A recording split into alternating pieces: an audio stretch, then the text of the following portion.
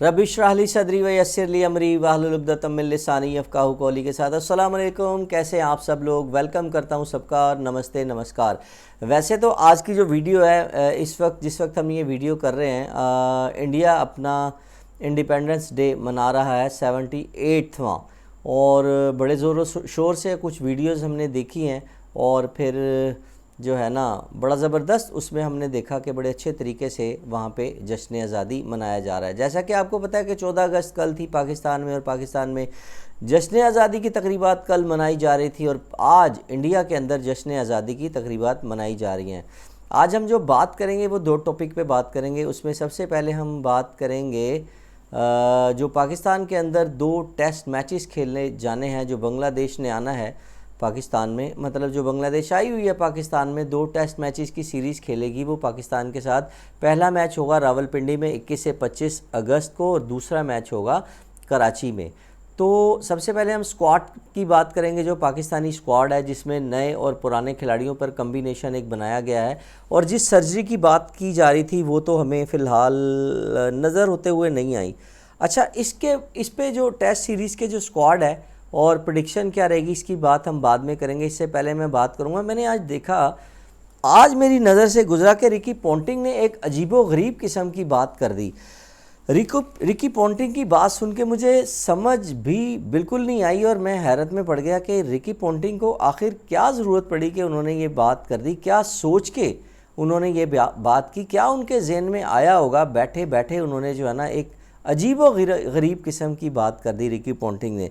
तो दोस्तों मैं आपको बता दूं, रिकी पॉन्टिंग ने ये कहा कि जो बॉर्डर गवास्कर ट्रॉफ़ी है जो कि नवंबर के एंड में मेरा ख्याल में खेली जानी है, तो वो बॉर्डर गवास्कर ट्रॉफ़ी की कुछ इसमें ख़ास बातें हैं। सबसे पहले तो ये कि बॉर्डर गवास्कर ट्रॉफ़ी जो है ना इस मरतबा पहली मरतबा 2003-2004 के बाद पहली मरतबा ये होगा कि ये ट्रॉफ़ी 5 टेस्ट मैच पे मबनी होगी। ये ट्रॉफ़ी इससे पहले 2012 या 14 से पहले ये ट्रॉफ़ी 4 टेस्ट मैचेस पर मबनी हुआ करती थी, लेकिन अब ये ट्रॉफ़ी जो है वो 5 टेस्ट मैचेस पर मबनी होगी, जो कि ऑस्ट्रेलिया में ही होगी। इसके अलावा अगर हम बात करें 2003-2004 से अब तक 16 ट्रॉफ़ी जो है ना वो बॉर्डर गवास्कर ट्रॉफ़ी की सीरीज़ जो है वो खेली जा चुकी हैं, जिसमें से 8 जो हैं वो इंडिया ने जीती हैं, 4 ऑस्ट्रेलिया ने जीती हैं, 4 जो हैं वो ड्रॉ हुई हैं। बड़ी इंटरेस्टिंग सी मैं ये कहता हूँ एक सूरत हाल है। 2003-2004 के बाद 16 सीरीज़ खेली गई टेस्ट मैचेस की, जिसमें से 8 बहुत बहुत बहुत बड़ी बात है कि इंडिया ने 8 सीरीज़ जीती, और 4 सीरीज़ जीती हैं ऑस्ट्रेलिया ने, जबकि 4 सीरीज़ ड्रॉ हुई हैं। तो आप अंदाज़ा लगाइए कि इस तरह का रिकॉर्ड है, और बल्कि अभी जो इंडिया की जो टीम है वो तो और ज़्यादा मेरी नज़र में स्ट्रॉन्ग है और ज़्यादा पॉलिश हो गई हुई है। और अब तो इंडिया के पास जो उनकी मैं समझता हूँ तारीख़ के, अगर हम 5 बड़े बल्लेबाजों का नाम लें और कुछ अच्छे बॉलर्स का भी नाम लें, तो इस वक्त की जो इंडिया की टीम है मेरे ख़्याल में बहुत ही फेवरेट और बहुत ही एक स्ट्रॉन्ग इस हवाले से कि बॉलिंग का कॉम्बिनेशन और बैटिंग का कॉम्बिनेशन, ख़ास तौर पे बैटिंग का जो कॉम्बिनेशन है उसकी, और ख़ास तौर पे जो बॉलिंग का कॉम्बिनेशन है उसकी भी मैं बात करना चाहूँगा। आप ये देखें कि अगर इस बॉलिंग लाइनअप के अंदर जसप्रीत सिंह बुमराह के साथ मोहम्मद शामी, मोहम्मद सिराज और अर्शदीप सिंह जैसा बॉलिंग अटैक हो इस स्क्वाड के अंदर, और इसके साथ साथ स्पिन की अगर हम बात करें इंडिया के, और उसमें हो कुलदीप यादव, और अगर उसमें हो अक्षर पटेल जैसे एक ज़बरदस्त ऑलराउंडर, और फिर अगर हम बैटिंग की बात करें, बैटिंग में मतलब किस खिलाड़ी को मैं मुझे बताएं चुनूं, किस को मैं जो है ना वो ड्रॉप करूं। शुभमन गिल से हम स्टार्ट कर लेते हैं, और यशस्वी जायसवाल की अगर हम बात करें, रोहित शर्मा की बात करें, और उसके अलावा अगर हम बात करें किंग विराट कोहली की बात करें, ऋषभ पंत की बात करें, केएल राहुल की बात करें, इसके अलावा मतलब मुझे आप बताएं कि इस टीम को कैसे आप हरा सकते हैं 3-0 या 3-1। रिकी पॉन्टिंग ने जो अपने बयान में कहा है हालिया कि जी जो ट्रॉफ़ी बॉर्डर गवास्कर ट्रॉफ़ी जो होनी है नवंबर के एंड में और दिसंबर में, उसमें ऑस्ट्रेलिया ये सीरीज़ 3-1 से मेरे ख़्याल में उन्होंने कहा कि जीत सकता है। बड़ी हैरत हुई है मुझे ये सवाल उनका, ये बात सुन के। मैं ये समझता हूँ कि मुझे लगता है कि वाकई बुढ़ापे में ना इंसान का दिमाग थोड़ा सा सठिया जाता है।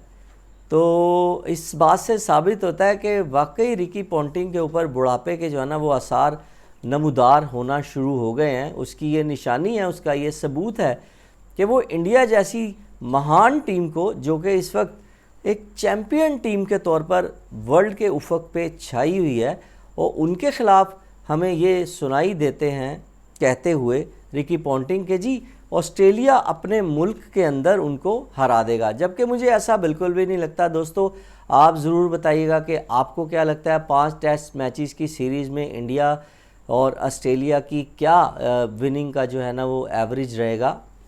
मैं अपना जो है प्रेडिक्शन, हालांकि अभी तो बड़ा टाइम पड़ा है आपके पास, अगस्त का महीना आधा पड़ा है, आज 15 अगस्त है, और अगस्त का महीना आधा, सितंबर, अक्टूबर और फिर ऑलमोस्ट पूरा नवंबर। अगर हम बात करें तो तकरीबन 3-3.5 महीने पड़े हैं, हमें ये प्रेडिक्शन करने की नौबत आनी नहीं थी।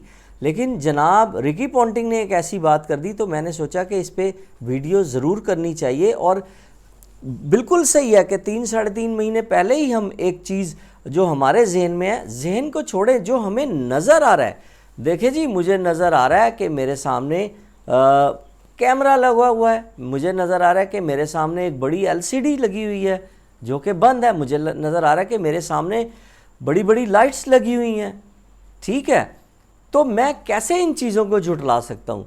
तो जनाब रिकी पॉन्टिंग ने जो है ना वो झुटलाया है इस बात को कि इंडिया की टीम जो है वो 3-1 या 3-0 से ये मैच, ये टेस्ट सीरीज़ हार जाएगी, जो कि मुझे एक दीवाने का सा ख्वाब लगता है। दोस्तों आप अपनी राय में ज़रूर बताइएगा कि आपको क्या लगता है कि टीम इंडिया किस तरह से, किस प्रेडिक्शन के हिसाब से ये मैच, ये सीरीज़ बॉर्डर गवास्कर ट्रॉफी जो है ना वो जीत या हार पाएगी। मैं आपको एक बात और ज़रा थोड़ा सा इसमें बताना ज़रूरी समझता हूँ कि जब से मैंने होश संभाला है तो मैंने ये देखा है और मैंने ये सुना है कि ऑस्ट्रेलिया ने हमेशा स्लेजिंग करके और दूसरी टीम को इश्तियाल में दिला के, गुस्से में दिला के, बदतमीज़ी भी मैं इस्तेमाल करना चाहूँगा, बदतमीज़ी का लफ्ज़, इसके अलावा हल्की फुल्की गालम गलोच भी जो है वो ऑस्ट्रेलियन हमें करते हुए नज़र आते हैं, दूसरी टीम को उकसाने पे, उनको गुस्सा दिलाने पे, ताकि वो गुस्से में आकर गलतियां करें। ये ऑस्ट्रेलियन टीम का पुराना एक हरबा है जिसमें वो बड़े अरसे तक कामयाब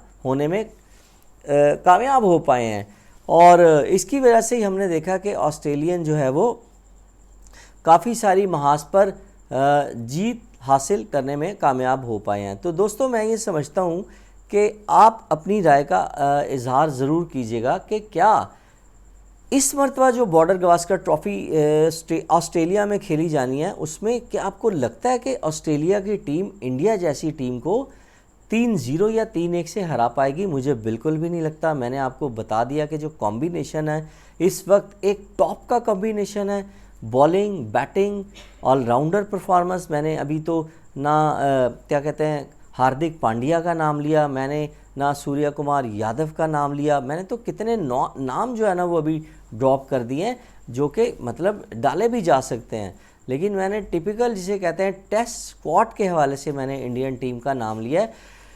तो मुझे ये लगता है, मेरा ये ख्याल है, मेरी ये प्रेडिक्शन है कि 5 में से एक आध मैच तो शायद हो जाए ड्रॉ, और 3 मैच या शायद 4 भी, 3 मैच। दोस्तों ये याद रखिएगा, 3-3.5 महीने पहले की प्रेडिक्शन, टीमों को मद्देनज़र रखते हुए, टीमों की कारकर्दगी को सामने रखते हुए 3-1 से सीरीज़ जो है ना वो बॉर्डर गवास्कर ट्रॉफ़ी की सीरीज़ इंडिया अपने नाम करने में कामयाब हो जाएगी।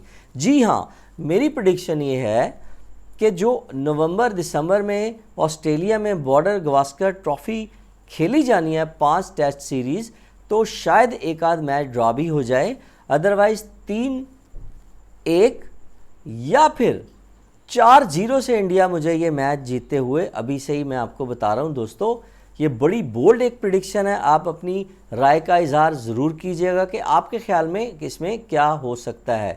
तो अब हम आ जाते हैं पाकिस्तान और बांग्लादेश की जो सीरीज़ 2 टेस्ट मैचेस की सीरीज़ खेली जानी है, उसमें कप्तान शान मसूद और इसके अलावा सऊद शकील को वाइस कप्तान के फ़राइज़ जो है ना वो सौंपे गए हैं। मैं ये समझता हूँ बड़ा ज़बरदस्त कम्बिनेशन है।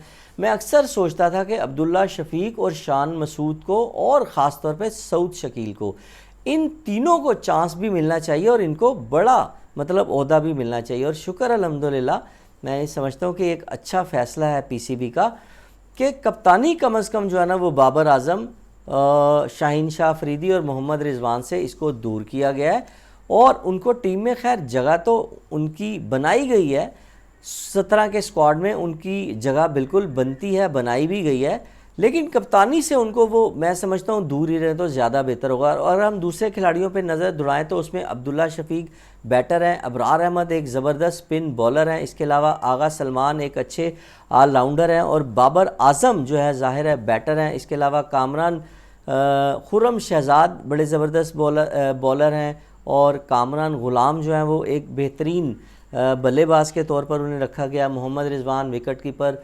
बैट्समैन हैं और सरफराज अहमद को भी जो है ना वो ऐड किया गया, डाला गया, शामिल किया गया है। 2 विकेट कीपर जो है ना दोनों सीनियर मैं समझता हूँ विकेट कीपर बैट्समैन जो है वो डाले गए हैं, मोहम्मद रिजवान और सरफराज अहमद। इसके अलावा नसीम हसन शाह को डाला गया। इसके अलावा अगर हम बात करें शाहीन शाह अफरीदी को डाला गया, साइम अयूब को डाला गया। तो इस तरह से 17 खिलाड़ियों का ये स्क्वाड जो है ना मैं समझता हूँ बड़ा बैलेंस एक स्क्वाड है, जो कि कम से कम बांग्लादेश को जो है ना वो टफ़ टाइम तो खैर दे गई। मुझे ये लगता है कि पाकिस्तान को ये सीरीज़ 2-0 से और बासानी ये सीरीज़ जो है ना वो अपने नाम करनी चाहिए। जी हाँ, मेरी इसमें प्रेडिक्शन ये है कि बांग्लादेश के ख़िलाफ़ पाकिस्तानी टीम ये टेस्ट सीरीज़ 2-0 से जो है ना वो जीतने में कामयाब हो जाएगी। बल्कि मुझे कभी मतलब ये भी ख्याल आता है कि शायद इनिंग से भी पाकिस्तानी टीम ये सीरीज़ जीतने में कामयाब हो जाए। तो दोस्तों, आपकी क्या राय है? आपके ख्याल में ये टेस्ट सीरीज़ किस तरह मतलब क्या करवट लेगी? आपके ख्याल में बांग्लादेश ये सीरीज़ जीत सकती है या पाकिस्तान सीरीज़ जीत सकती है? अपने कमेंट्स का जो है ना हमें इज़हार ज़रूर कीजिएगा। दोस्तों, अगर वीडियो पसंद आए तो वीडियो को लाइक करें और चैनल को सब्सक्राइब करना ना भूलिएगा। इजाज़त दीजिए, अल्लाह हाफिज़।